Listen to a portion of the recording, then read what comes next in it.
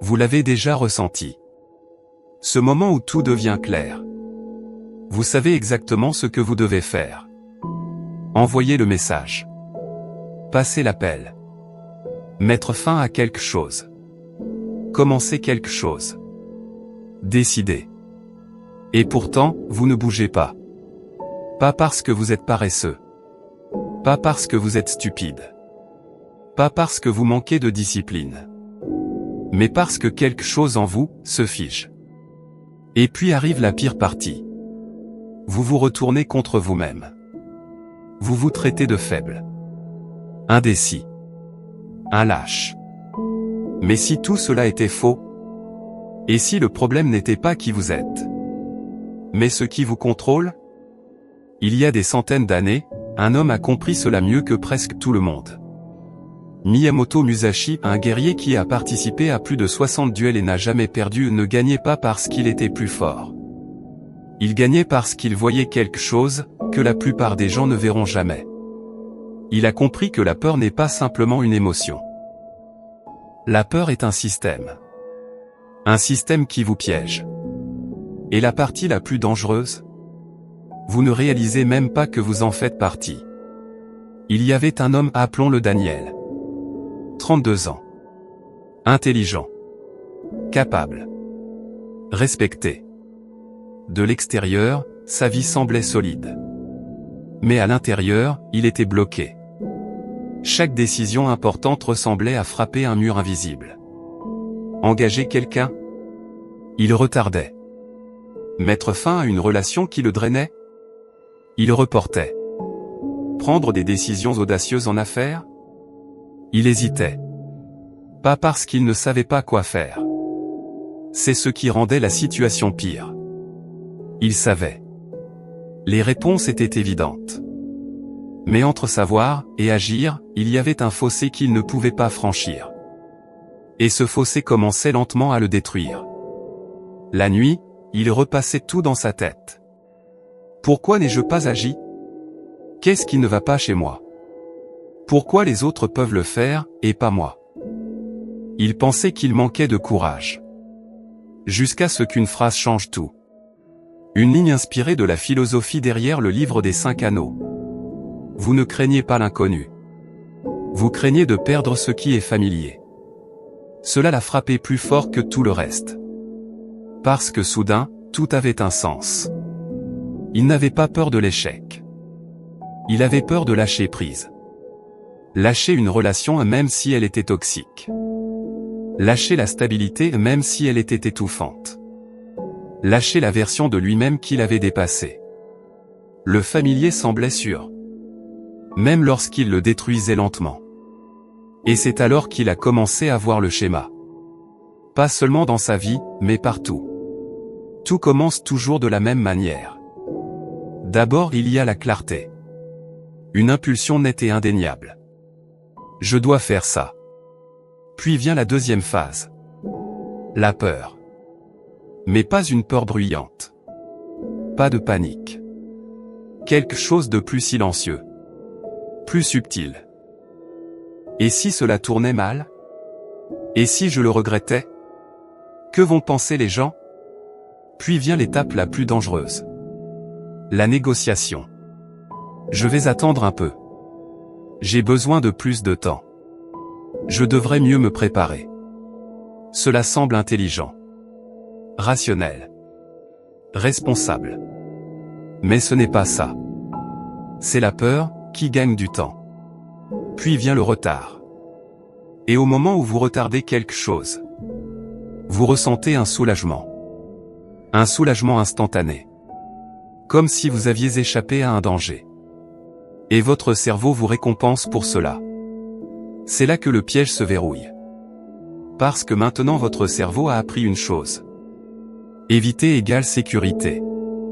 Mais l'histoire ne s'arrête pas là. Après le soulagement, vient la culpabilité. Lourde. Silencieuse. Persistante. Pourquoi n'ai-je pas agi? Je savais quoi faire. J'ai encore échoué. Et cette culpabilité ne vous aide pas à agir la prochaine fois. Elle aggrave les choses. Parce que maintenant, la prochaine décision porte de peur. La peur de l'inconnu. Et la peur d'échouer à nouveau. Et voilà comment. Le cycle se répète. Plus fort. Plus serré. Plus difficile à échapper. Daniel a vécu ainsi pendant des années. Pas bloqué dans un grand échec. Mais dans des centaines de petites hésitations. Chacune volant un peu de sa confiance. Jusqu'à ce qu'une prise de conscience change tout. Le problème n'est pas la peur. Le problème est la façon dont vous y répondez. Parce que votre cerveau n'essaie pas de vous aider à réussir. Il essaie de vous garder en vie. Et pour votre cerveau, une conversation difficile ressemble à un danger. Le rejet ressemble à une menace. L'embarras ressemble à un risque. L'incertitude ressemble à la mort. Alors il vous pousse vers une seule chose. Restez où vous êtes. Parce que vous y avez survécu, jusqu'à présent. Mais voici la vérité que personne ne vous dit. Ce qui vous garde en sécurité peut aussi vous piéger. Et plus vous restez, plus votre vie devient petite. C'est alors que Daniel a compris quelque chose qui a changé la direction de sa vie. Vous n'échappez pas à la peur en attendant qu'elle disparaisse. Vous y échappez. En agissant avant qu'elle ne prenne le contrôle. Et ce qu'il a fait ensuite s'est senti contre nature. Inconfortable. Presque imprudent. Mais cela a fonctionné. Parce que pour la première fois, il a cessé de se demander « Suis-je prêt ?» et a commencé à agir malgré tout. Le lendemain matin, rien ne semblait différent. Daniel ne s'était pas réveillé plus courageux. Il ne se sentait pas prêt. Il ne se sentait pas confiant. En fait, la peur était toujours là. Silencieuse. Lourde. Attendant. Et c'est là que la plupart des gens échouent. Ils attendent que le sentiment change. Ils attendent la confiance. La clarté. Le moment idéal. Mais ce moment n'arrive jamais. Parce que la peur ne disparaît pas avant l'action. Elle disparaît après. Daniel avait passé des années à essayer de corriger la peur. Lire des livres. Regarder des vidéos. Se dire d'être plus fort. Rien n'a fonctionné. Parce qu'il résolvait le mauvais problème. Puis il a découvert quelque chose qui a complètement changé son approche. Un principe inspiré par Miyamoto Musashi. Agir avant que l'esprit n'interfère. Pas après avoir réfléchi. Pas après s'être préparé. Avant. Parce que plus vous réfléchissez, plus la peur devient forte. Alors il a pris une décision. Pas une grande. Une règle simple. Quand je sais ce qui doit être fait, j'agis immédiatement. Pas de débat. Pas de retard. Pas de négociation. Juste l'action. Lundi matin. 8h03. Il fixa son téléphone. Il y avait une décision qu'il avait évitée depuis des mois. Un employé. Un ami. Mais aussi, un problème. La performance était faible. Les erreurs augmentaient. L'entreprise souffrait. Daniel savait ce qu'il devait faire. Il le savait depuis longtemps. Mais chaque fois qu'il y pensait, sa poitrine se serrait. Et si je le blessais? Et si je le regrettais? Et si c'était une erreur? La même boucle. Encore et encore. Mais cette fois, il n'a pas laissé la boucle commencer. Avant que son cerveau ne construise l'argument. Il a pris le téléphone. Et a composé le numéro. Et on doit parler aujourd'hui. 10 heures. Silence. L'appel se termina. Et puis, la peur explosa. Qu'est-ce que tu viens de faire? Tu aurais dû attendre. Tu n'étais pas prêt. Mais quelque chose avait changé. L'action était déjà faite. La peur venait après. Et quand la peur arrive en retard, elle perd son pouvoir. À 10 heures, la conversation eut lieu. Elle était inconfortable, chaotique, émotionnelle. Il y avait des pauses, de la tension, des moments où Daniel voulait tout annuler. Mais il ne l'a pas fait. Parce qu'il comprenait quelque chose de nouveau. La douleur de l'action est vive, mais courte. La douleur de l'évitement est lente, mais sans fin. Quand c'était fini, il ressentit quelque chose qu'il n'avait pas ressenti depuis des années. Pas du soulagement. Pas du bonheur. Du pouvoir. Le genre de pouvoir qui vient de faire face à quelque chose que vous avez évité trop longtemps. Le lendemain fut plus difficile. Parce que cette fois, ce n'était pas le travail. C'était personnel. Une relation qu'il épuisait depuis des années. Pas assez toxique pour exploser. Pas assez saine pour évoluer. Juste bloquée. Et cela la rendait encore plus dangereuse. Parce que presque correct est plus difficile à quitter que clairement mauvais. Ce soir-là, son esprit recommença. Donne-lui plus de temps. Peut-être que ça ira mieux. Tu exagères. Cela semblait raisonnable. Logique. Mais maintenant Daniel voyait clairement. Ce n'était pas de la logique. C'était la peur, portant un masque. Et pour la première fois, il n'a pas discuté avec elle. Il n'a pas lutté contre elle. Il l'a ignorée. 19h12. Il s'assit en face d'elle. Le cœur battant. Les mains légèrement tendues. Pas de script. Pas de préparation. Juste une phrase. Nous devons parler. Tout ralenti. Chaque seconde semblait plus lourde. Il y avait des émotions. Des larmes. De la résistance. Des moments où il aurait été plus facile de reculer. D'adoucir la situation. De la retarder. De s'échapper. Mais il ne l'a pas fait. Parce qu'il avait appris quelque chose que la plupart des gens ne comprennent jamais. La clarté ne vient pas de plus réfléchir. Elle vient d'agir malgré l'incertitude. Quand c'était fini, il ne se sentait pas bien. Il n'était pas fier. Il se sentait vide. Mais sous ce vide, il y avait quelque chose de nouveau. De l'espace. Pour la première fois depuis des années, sa vie avait de la place pour changer. Le 3e jour, le vrai test arriva. Celui qu'il craignait le plus. Pas émotionnel. Pas privé. Public. Professionnel. Risqué. Il y avait un investisseur qui l'avait évité. Non pas parce qu'il n'avait pas une bonne idée, mais à cause de ce qui pourrait arriver. Rejet. Embarras. Exposition. Et s'il dit non? Et s'il pense que je ne suis pas à la hauteur? Et si cela nuisait à ma réputation? Cette peur semblait différente. Plus grande. Plus dangereuse. Mais Daniel comprenait maintenant quelque chose de crucial.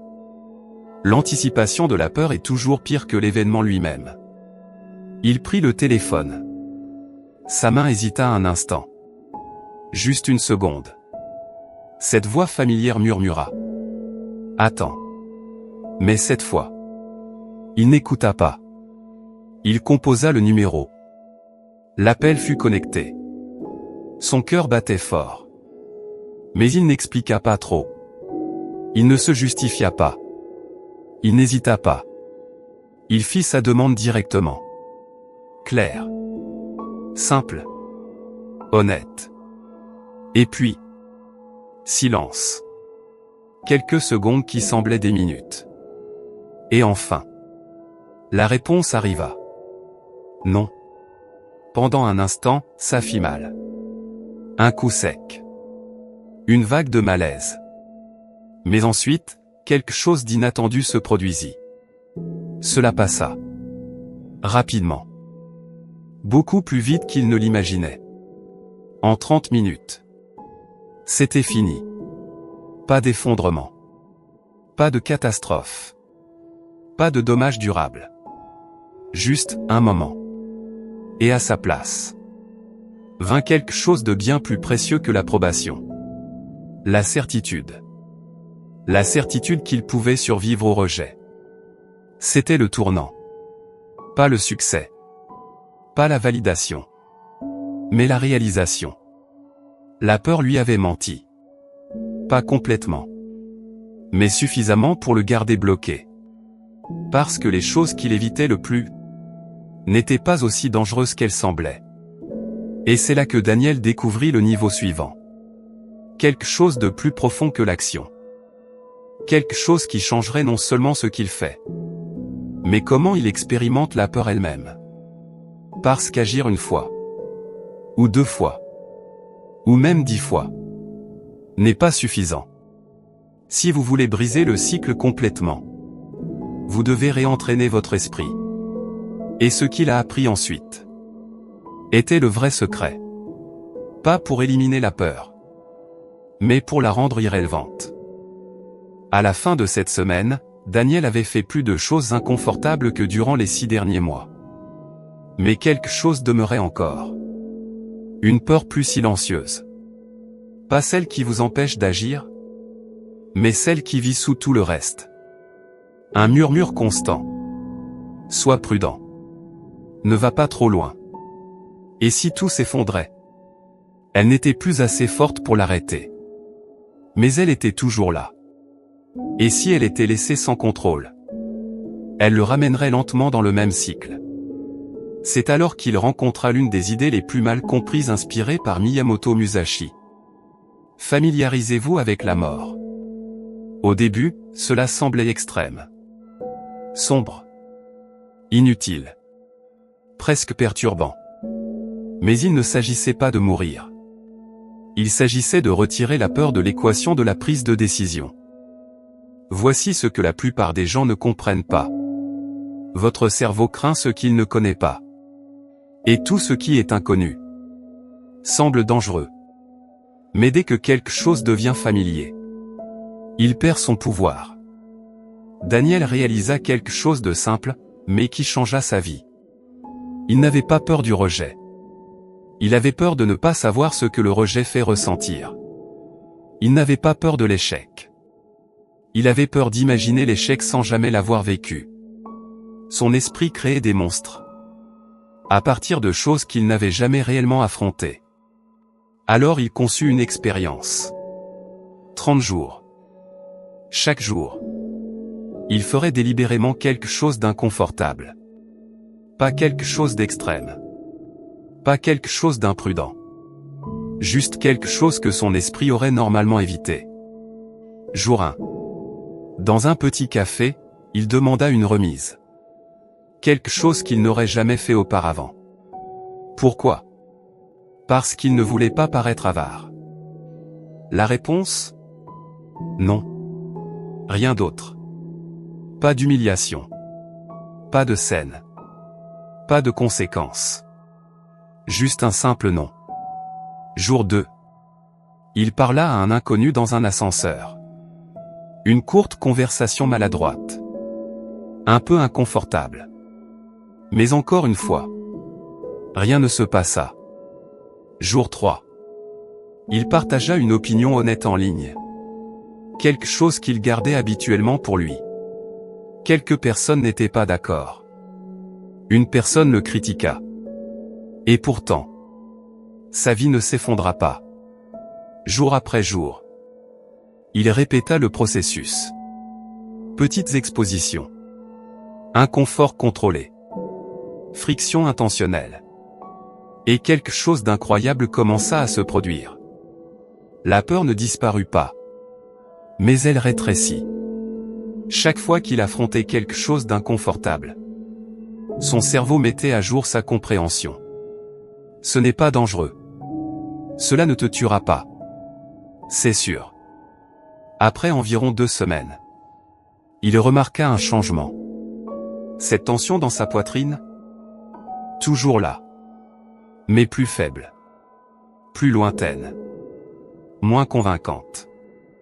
Après 1 mois, quelque chose se brisa. Pas de façon dramatique, Pas tout à la fois. Mais suffisamment. Assez pour qu'il réalise. Il n'était plus contrôlé par la peur. Et alors arriva le vrai test. Pas une petite action. Pas un exercice contrôlé. Un vrai moment. Il se tenait sur scène. 200 personnes devant lui. Pas de script. Pas de diapositive. Pas de filet de sécurité. Juste lui. Un micro. Et un choix. 6 mois auparavant. Cela aurait été impossible. Son esprit aurait été inondé de doutes. Et si tu échoues? Et si tu oublies tout? Et s'il te juge? Mais maintenant, quelque chose avait changé. Les pensées apparaissaient toujours. Mais elles ne le contrôlaient pas. Elles passaient comme du bruit. Il commença à parler. Pas parfaitement. Il trébucha une fois. Fit une pause 2 fois. Oublia un point. Mais il ne se figea pas. Il ne s'arrêta pas. Il ne s'échappa pas. Et quand c'était fini, il ne se sentit pas fier. Il ne se sentit pas héros. Il se sentit libre. C'est alors qu'il comprit la dernière pièce. Briser la peur n'est pas devenir intrépide. C'est devenir incontrôlé par la peur. Mais il restait encore une couche. La plus profonde. Parce qu'après tout cela, la plupart des gens font une erreur critique. Ils traitent les moments importants comme spéciaux. Réunion importante? Ils se préparent trop. Conversation difficile? Ils réfléchissent trop. Situation sous pression? Ils essaient de se préparer. Et sans s'en rendre compte, ils envoient un message à leur cerveau. C'est différent. C'est dangereux. Daniel arrêta de faire cela. Complètement. À la place. Il traita tout de la même façon. Une affaire? Comme une conversation ordinaire. Un appel à enjeux élevés. Comme commander un café. Un moment difficile? Comme n'importe quel autre moment. Pas de tension. Pas de drame. Pas de pression mentale. Au début, cela semblait faux. Même irresponsable. Comment ne pas se préparer mentalement à quelque chose d'important? Mais le résultat fut choquant. Sans pression. Il n'y avait pas de panique. Sans montée. Il n'y avait pas d'anxiété. Sans importance. Il n'y avait pas de réponse de peur. Son esprit restait stable. Calme. Présent. Et c'est là que tout changea. Pas seulement ses actions, mais son identité. Parce qu'ici est la vérité que la plupart des gens évitent. Vous ne pouvez pas devenir plus fort sans laisser mourir une partie de votre ancien moi. La version de vous qui a besoin d'approbation. La version de vous qui évite l'inconfort. La version de vous qui attend la certitude. Cette version ne peut pas vous suivre. Et la laisser partir donne l'impression d'une perte. Parce que c'en est une. Daniel le ressentit lorsque les gens autour de lui commencèrent à réagir différemment. Tu as changé. Tu es plus froid maintenant. Tu agis trop vite. Mais il connaissait la vérité. Il n'était pas plus froid. Il n'était simplement plus bloqué. Des mois plus tard, sa vie semblait complètement différente. Pas parce qu'il était devenu quelqu'un de nouveau du jour au lendemain, mais parce qu'il avait cessé de retarder la vie qu'il savait déjà devoir vivre. Meilleure décision. Limite plus claire. Action plus rapide. Moins de bruit. Et surtout, plus d'attente. Parce qu'au final, la peur ne disparaît jamais.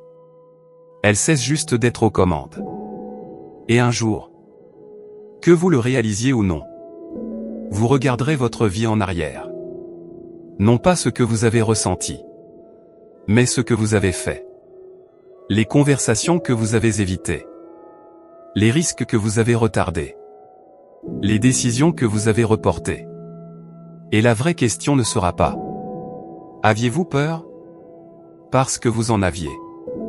Tout le monde en a. La vraie question sera « Avez-vous agi quand même ?» Parce que l'hésitation est ce qui vous coûte votre vie. Pas d'un coup, mais lentement. Jour après jour. Décision après décision. Et maintenant vous savez quelque chose que la plupart des gens ne sauront jamais. Vous n'êtes pas faible. Vous n'avez jamais été brisé. Vous suiviez juste un schéma. Un schéma que vous pouvez briser. Pas demain. Pas quand vous vous sentez prêt. Mais maintenant. Dans cette seule décision que vous avez évitée. Alors la prochaine fois que cette voix apparaîtra. Attends un peu plus. Reconnaissez-la. Pas comme la vérité. Mais comme la peur. Et ensuite. Agissez quand même.